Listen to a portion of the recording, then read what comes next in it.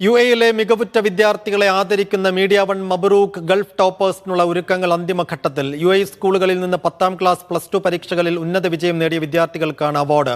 Registration നടപടികൾ അവസാന ഘട്ടത്തിലാണ്.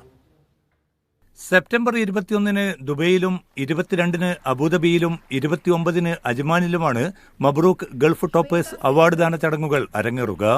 3ഇടങ്ങളിലുമായി 1000-ലേറെ വിദ്യാർത്ഥികളാണ് ഇതിനകം രജിസ്റ്റർ ചെയ്തിരിക്കുന്നത്. സെപ്റ്റംബർ 21-ന് വൈകിട്ട് 4-ന് ദുബൈ അക്കാദമിക് സിറ്റിയിലെ സിറ്റി വേൾഡ് ക്യാമ്പസിലാണ് മബ്രൂക്കിന്റെ ആദ്യ ചടങ്ങ്.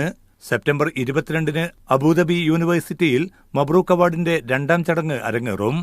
സെപ്റ്റംബർ 29-ന് അജ്മാനിലെ നോർത്ത് ഗേറ്റ് ബ്രിട്ടീഷ് സ്കൂളിലാണ് യുഎഇയിലെ അവസാന അവാർഡ് ദാന ചടങ്ങ് നടക്കുക. 3ഇടങ്ങളിലും യുഎഇയിലെ നിരവധി പ്രമുഖർ അവാർഡ് ദാന ചടങ്ങിൽ പങ്കെടുക്കും.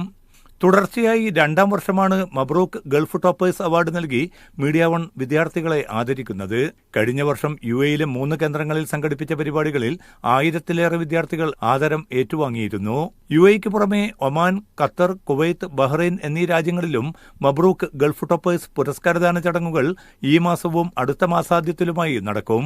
സൗദി അറേബ്യയിലെ 3 നഗരങ്ങളിലായി മബ്രൂക്ക് ഗൾഫ് ടോപ്പേഴ്സ് അവാർഡ് ദാന ചടങ്ങ് കഴിഞ്ഞ മാസം നടന്നു. Media one, Dubai.